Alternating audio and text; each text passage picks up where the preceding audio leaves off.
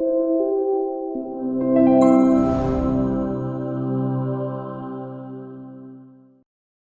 morning, everybody, and thanks for joining us for What Makes Great Compliance Training.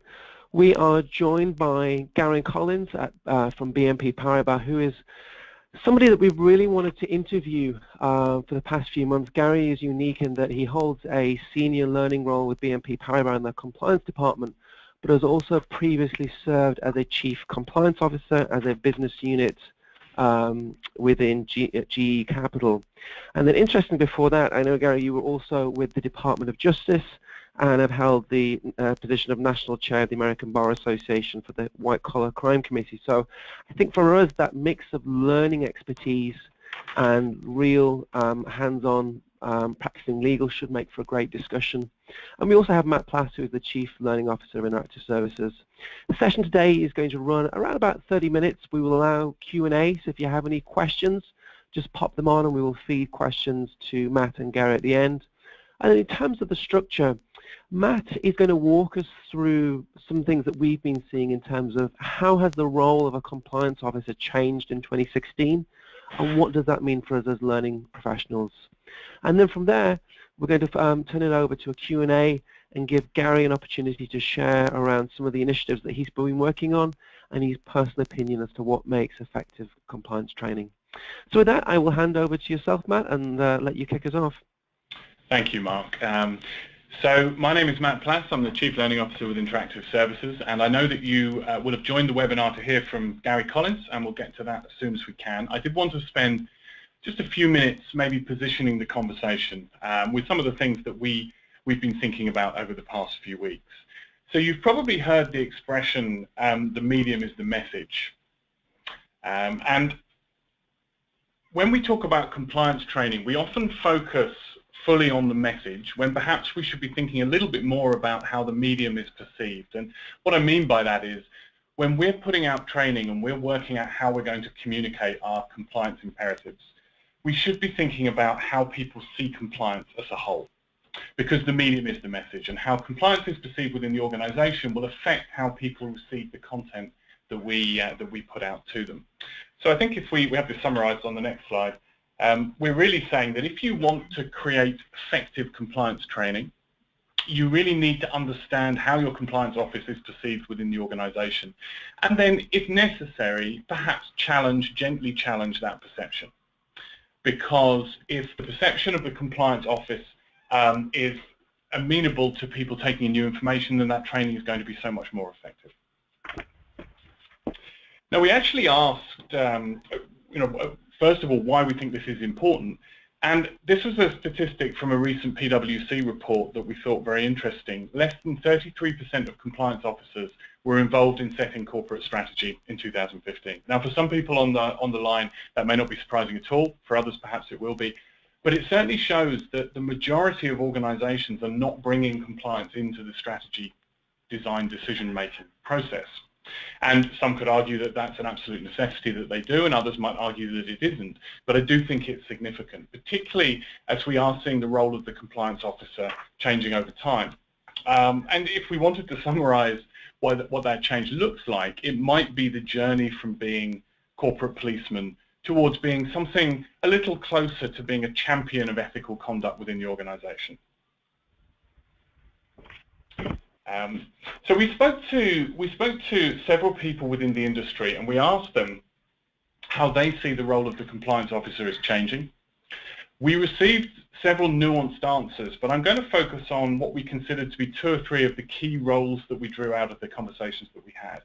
The first one was those who see themselves as being a consensus builder, and this quote from someone who asked not to be identified, actually.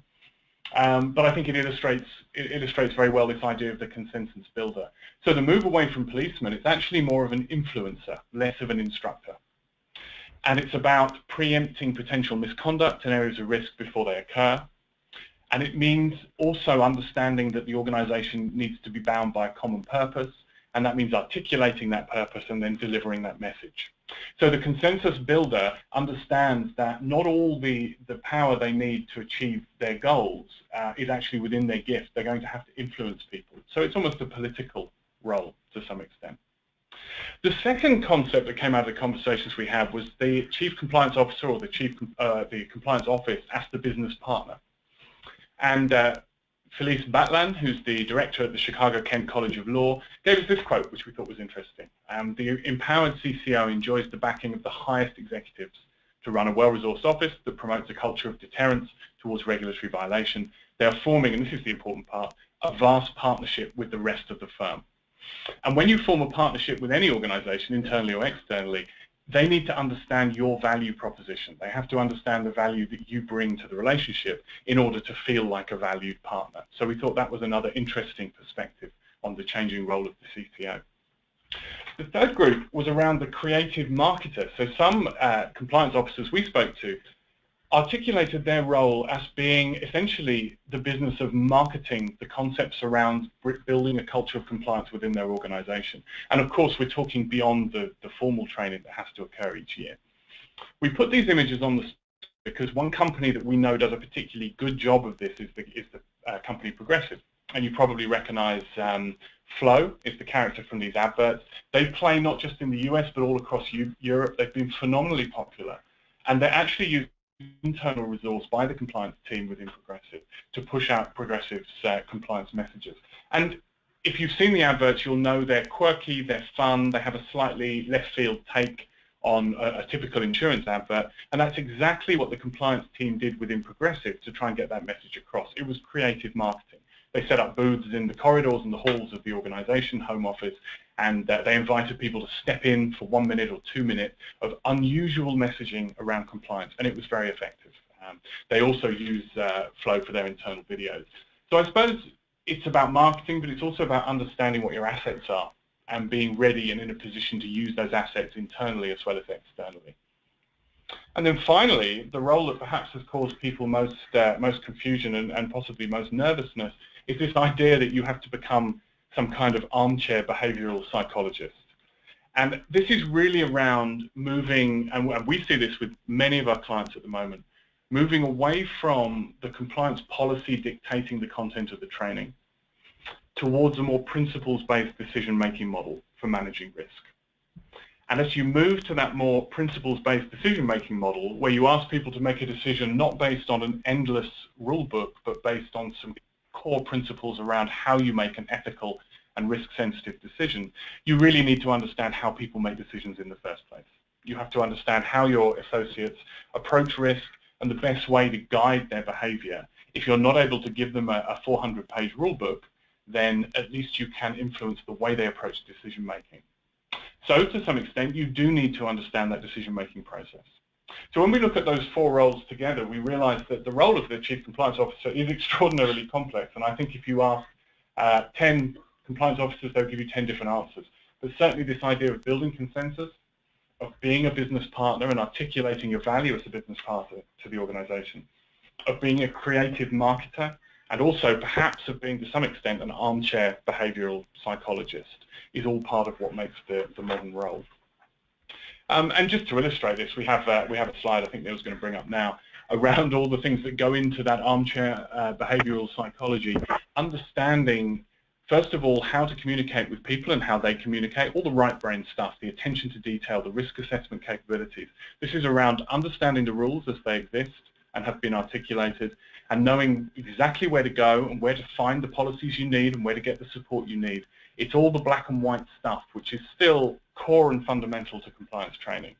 But it's also understanding the left brain stuff, the attention to the bigger picture, the ability to interpret a situation that perhaps hasn't been codified in the policy, but being able to apply those guiding principles from the policy to make the right decision in certain situations, and being able to apply those rules to real life facts and situations that come up. We will never anticipate every single potential risk situation, but if we apply the right and the left brain thinking, then we can give people a set of rules, but also a set of tools that will enable them to make those more competency-based decisions. Okay, so I did promise we'd move as quickly as we could into the Q&A session. I'm just going to spend, Mark introduced Gary. I'm going to spend just a minute giving you a slightly fuller biography of Gary because he has such an interesting background. Gary has more than 20 years of compliance, regulatory and legal experience. He's balanced that between the public and private sector. His expertise as a lawyer and compliance professional are punctuated by service as a federal prosecutor, a chief compliance officer, and a core compliance leader. Mark mentioned, I think, that he's also worked with the DOJ and is the former national chair of the American Bar Association's White Collar Crime Committee. I also think we should take the opportunity to plug Gary's book. His writings include co-authorship of the ABA best-selling book, Warning the Witness, A Guide to Internal Investigations and the Attorney-Client Privilege. So Gary, I'm very, very pleased to welcome you to the conversation. Thank you so much for coming. Well, thank you for having me. Thank you to both you and Mark. It's a pleasure to be able to join you this afternoon. Oh, thank you. Well, we're very glad to have you. So we're going to start with just an open question, really, following on from what we've just been talking about. And I'd like to hear what you consider the role of the compliance officer to be in the modern world. So that's a great question. I'm going to take a step back first, and as I kind of have a busy day like everyone else, and I kind of sit in my office, I get those emails and those mailers that we all get from various publications, and in the last 72 hours, I've probably gotten 2 or 3 of those publications in which the focal point is about how compliance officers are kind of in the legal crosshairs, if you will. That if you work in any large institution, and particularly where I work, which is a heavily regulated field in the banking industry, there is a tremendous focus. It's never been larger in terms of what your compliance program looks like, what your core compliance program looks like, and then what how you're doing on the key components of your core compliance program. That's your risk assessment, your policies and procedures, and it all gets punctuated and tied together by your training program. I would say that, particularly in the world that I live in, and I think every compliance professional I think deals with this, is that I think it has evolved more into trying to be an influencer, trying to get people in the right position to get to the right answer on their own. So you do have to be part psychologist to do that. I always say that the good compliance officer doesn't say no. They say, well, no, but maybe we can try something else. I would say, though, the only thing I would add to augment what were your comments, which I thought were great, was that in most fields, and particularly in my fields, I do have both managerial and regulatory pressures to make sure that I say no when I have to say no. So I think the role has required a level of communication skills, diplomatic skills, psychology that you probably just didn't need to have a generation ago or even 5 or 6 years ago. I mean, it's part of why I love this job, why I love this work, and the complexity of it. But I think it really kind of needs to be all those things.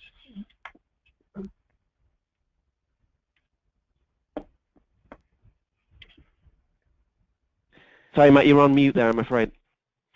Oh, apologies, Mark. So when we, Gary, when you talk about the need for the modern compliance officer to be a communicator and an influencer, do you think that, interestingly about BNP, but in general, do you think the rest of the organization has caught up with that? Do you think they understand the changing role?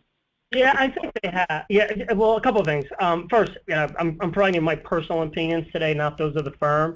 But I think firms have, like, they get and they understand that there's a marketing component to compliance, particularly to training, that probably didn't exist before, and that's largely because with so much regulatory focus on your training, who's taking your training, what kind of training you're providing, I think it's rightly kind of turned the conversation to make sure that, like, to upgrade both how you execute your training program from a governance perspective, what mediums you use to deliver the program, and all the other governance you have around compliance learning. So I think all of which are very important.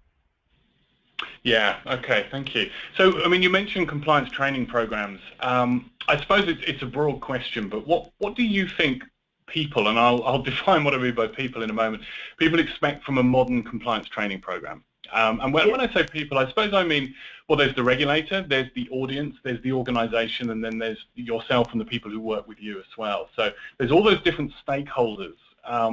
What are those expectations, and what do you think goes into a fantastic modern compliance training program? Okay, so let me do two things then. Let me first talk about, like, the motherhood and apple pie, I think, of the training program, and then maybe engage you in a conversation of three things that I think we all have to do, which are all very difficult, but are really kind of key components to making sure that you're running what I believe looks like a 21st century training program. So, like, just to start the conversation, in terms of governance, listen, governance is as important as everything else. Like, your training plan and program is not going to work unless you've got the right training standards that are written down on a piece of paper that everyone in your organization can follow. If you work in a matrix organization with lots of different business lines and lots of different training focal points, the standards are absolutely key in terms of making sure that you're all on the same page and running a consolidated and coordinated training program. Second, we obviously all have to have training plans. This is not done well when training is an episodic, ad hoc exercise. That we need to, you need to obviously have a written training plan for what you plan on executing during the course of the year. I also think, like, what you're seeing in more complex organizations now to run the governance is something that looks like a training council or a training oversight group or a training committee, where you've got the right stakeholders from across the enterprise who are kind of coming together and talking about the program itself and what it's, and how it's running and how it's operating. But I guess when you ask me about, well, a 21st century training program, there's three things, all of which are, I think, hard to do, and maybe I'll just touch lightly on all three of them, and then maybe we can talk about them in a little bit more detail. So first, I think scenario-based learning, which is really translates to the left brain insights that you provided in your introduction, Matt, are absolutely critical. There is a body of written scholarship that could fill up a large building that would tell you just how the way people's brains are wired is such that if you tell people things in the form of a story, they're much more likely to remember them as opposed to, I think what has been traditional rule-based learning. I think segmentation is very important. Matt, you'd also made the point about how visible compliance is and whether people like it or not. Lots of judgments that are made about the compliance function in general are based upon what they see in the compliance training. And the concept of segmentation is about getting the right messages to the right people and not giving people information that is irrelevant to their job. And then I think the third thing is, putting your metrics on steroids. I think lots of, folks are good at the high level, looking across the enterprise, understanding their percentages. But I think in a 21st century learning program, you really have to be able to kind of slice and dice that information by business line, by function, by teams, in a way that you really probably didn't have to do before, but like those are some of the expectations that I think we're now seeing. But the first item, I believe, is the most important one, that scenario-based learning is just, I think it's hard to do, but it's absolutely critical. And actually, Gary, we've just had a question come in on the chat, which ties into that perfectly. So I'll put this out there right now.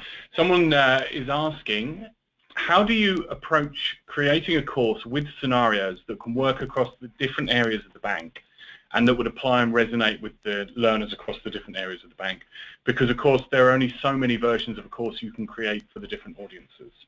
Yeah. And it's something we come across as well. How do you boil down to the 5 or 6 scenarios that you think are going to hit the key points hard, but also resonate across the organization? Yeah, so it's a great question. Let me kind of start by saying a couple of things. I think probably, even if you work in a large organization, very few people who are participating in this call are flush with resources. I think the vast majority, I'm very fortunate in that regard in terms of the size of and the amount of resources that gets devoted to training in my organization, but I know that that's going to be a challenge for everyone. The reason why I started off by saying scenario-based learning is so hard is because it takes so much time. Either yourself or you've got to first get the right stakeholders together that really understand your organization, because the scenarios obviously got to resonate with the population, and you're not going to be able to do that unless either you know or you can partner with someone who understands all of your business lines, your products and services, its processes, so that you can find something that would resonate across the enterprise. I'll just quickly give you an analogy that I did a scenario-based training once. That was, again, it was one of the most challenging exercises I ever engaged in. But after I thought about the organization, I figured out that the common denominator is the investment committee, because everything or almost everyone in that organization knew and understood what an investment committee, had an input from the investment committee, had output from the investment committee, and it's something that everyone could relate to.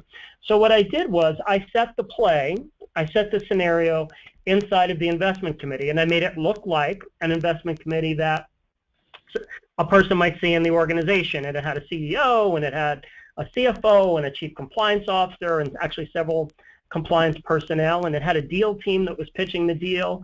And in that organization, that one scenario was relevant to everyone, because everyone in that organization, in that business, understood and had to deal with the investment committee. And so it's trying to find those kind of common denominators, and then writing the script in a way that you're touching on what needs to be. Some of the issues are going to be obvious, some are going to be subtle and nuanced, so that any discussion that flows or kind of comes from those scenarios is a rich one. Yeah, absolutely, and I mean, it's something that I think people with those limited resources struggle with. Yeah. But I think it is possible to create scenarios that do have a sort of general appeal. To what extent do you tailor the scenarios each year to real-life incidents that have happened inside the business, or do you focus more on what you consider to be the hot topics industry-wide?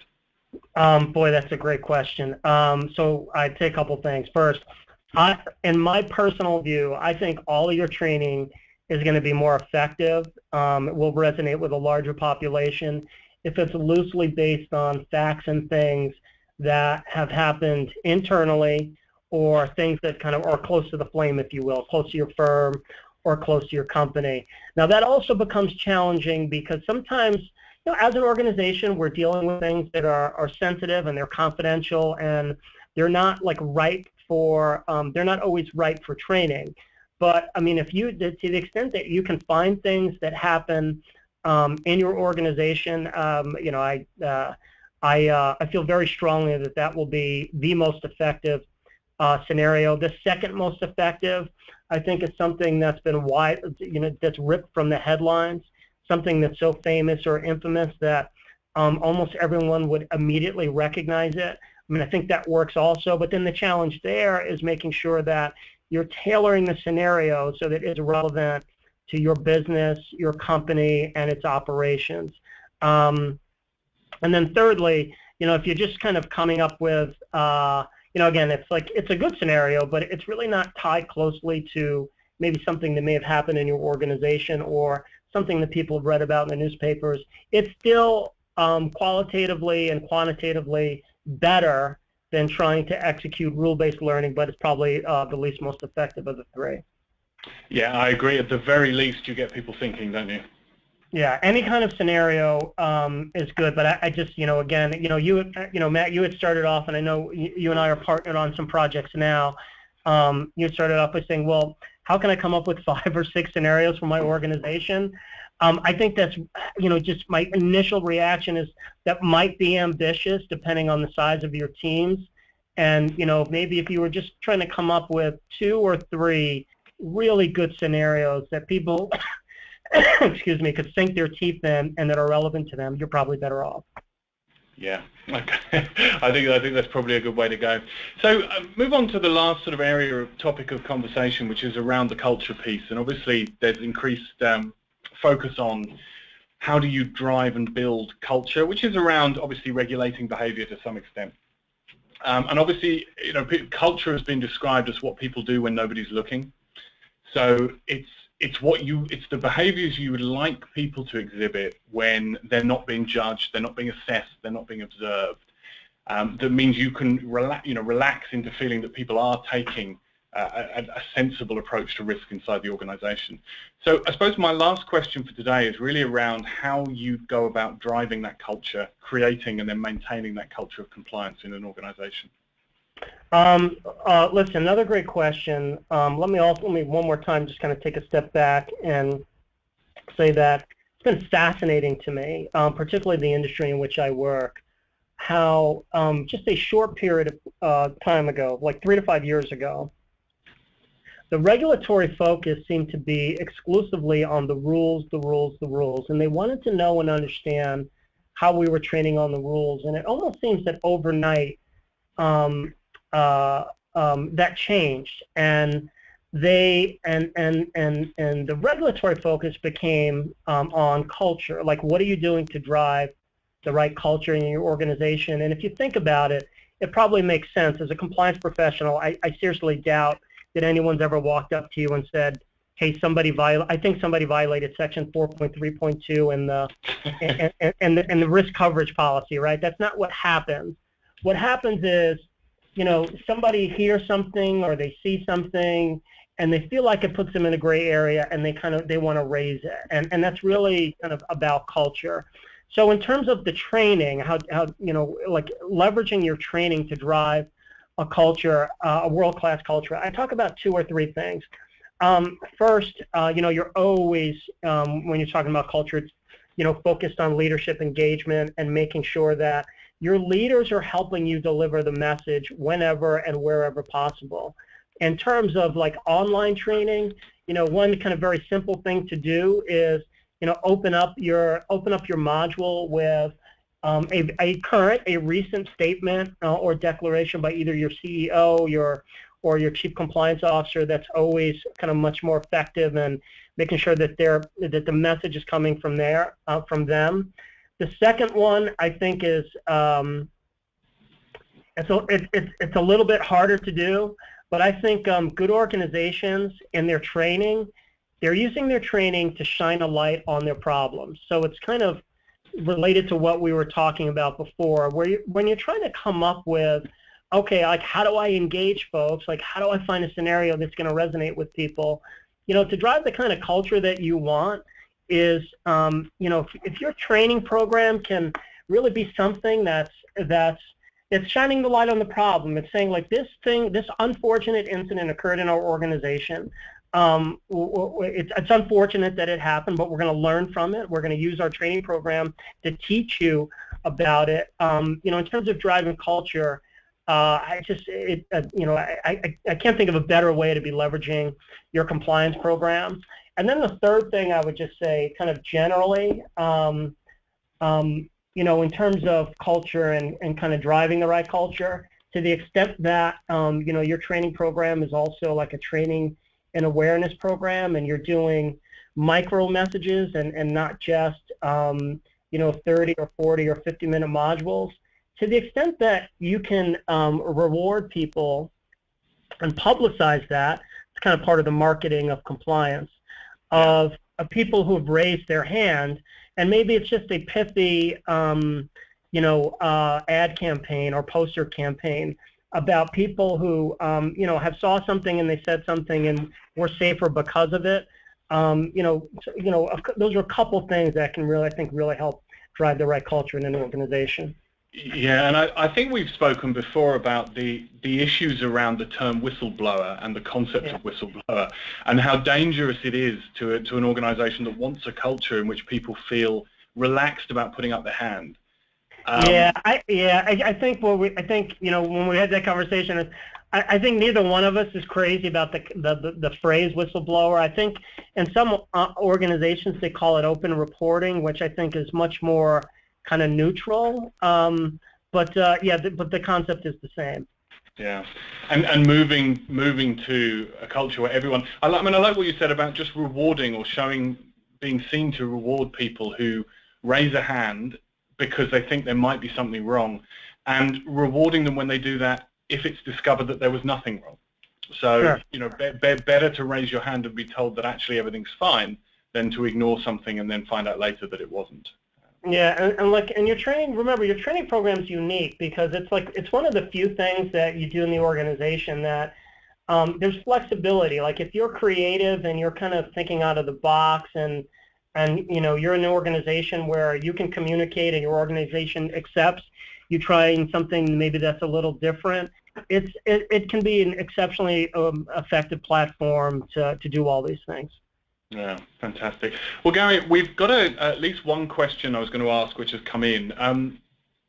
Before I do that, were there any sort of final summarizing comments that you think it's worth making at this point? No, I just think, I would just say 2 or 3 things. Like I know that governance is not like a super exciting kind of concept, but, I would say that, when I was talking about training standards and training plans and training councils, but I would say that if you're going to be successful, you really have to have that like kind of buttoned down and disciplined and kind of following it. And then I just think, the second thought and concept, we talked about scenario-based learning. My best advice or my best counsel is that you should have that phrase, scenario-based learning, like ingrained in your psyche. Every single thing you're doing, like how can I make it a scenario? How can I make, whether it's an awareness campaign or more detailed, and I know Mark, Matt, you have these, I'm sure you get this request from clients all the time. How do I do that really hard thing of coming up with the scenario that folks are gonna will resonate with people? I would just be almost obsessed with it. Like almost everything that I did, I would try and put in the form of a scenario. Yeah. Well, I think if you begin the conversation around new content by saying, what are the 5 or 6 stories that we must tell this year? Yeah. And everything can build from those. So Gary, let me ask you one of the questions that's come in. It's from Jeremy, and he's asking, and it speaks to the culture piece, is there any way to quantify and show tangible evidence that your organization has a strong culture of compliance and that it permeates every area of the organization? So how do you prove it? So I would say 3 things. The short answer is it's really hard. The second thing I would say is if you're like involved in an exercise to drive a culture in your business or company, you absolutely have to kind of figure out a way to measure it. And kind of some things that I've done in the past are like you have to figure out a way to measure tangible things. So let's say, for example, that you're thinking about culture and you're trying to figure out, okay, what processes in my organization drive culture? You might say, okay, risk assessment. You might say open reporting. You definitely would say training and communication. You might say evaluations and metrics. And I think some combination of all those things can be tangibly measured, put in a scorecard, including the evaluation piece, and used to kind of create something that a leader could look at and say, okay, we're not where we are in terms of the feedback we're getting from our employees. Let's try and do more around open reporting, or let's do an open reporting campaign through our training and awareness program. But those things, I think, would be the starting point or the building block for measuring culture in your organization. Yeah, absolutely. It's something we ask at the beginning of projects generally is what are you already measuring? What is already being measured that you might be able to use as an indicator of success for a program? Because there's the expression, if it matters, it gets measured. And I think if you can find something that we already have data on, you can see if that needle moves. Traditionally with training, it's something that drives us crazy. Training often doesn't get measured, and compliance training is part of that as well. Yeah, I just could not agree more. Just quick footnote on that. Not only is the regulatory expectation about enhanced metrics. Like, training metrics is something that we started running weekly, even though you're probably only doing leadership or board level reviews quarterly. And the reason why we're measuring them weekly is because you want to be proactive. Like, you want to understand, if training is due for completion 30 days out and you're at 2%, well, maybe you need to do something different than you would normally do to make sure that you're getting the training completed on time. Yeah, that's great. Well, look, I'm going to wrap this up because I think we have run over probably the half hour that we promised, but it's been a great conversation, and I can always see when people have enjoyed the conversation, Gary, because we can see they're still on the line. They're still listening in. So okay, great. That's good news. But thank you so much, Gary Collins, for joining us today. I think that's a fascinating conversation. We will be very happy to send out this presentation to anyone who requests it, and possibly a recording of this session as well will be made available. And thank you very much for putting time aside, both Gary for joining us and everyone who's joined the webinar. And just the very last thing we'd leave you with is a bit of a teaser. Beginning of May, we're going to be releasing something else into the world of compliance, and we'll be contacting everyone about that at some point in the next month or so. But expect to hear from us on or before May the 1st, because something big is coming to compliance. Thank you again, Gary, and thank you again to everyone who's joined us. Goodbye. Terrific. Thanks.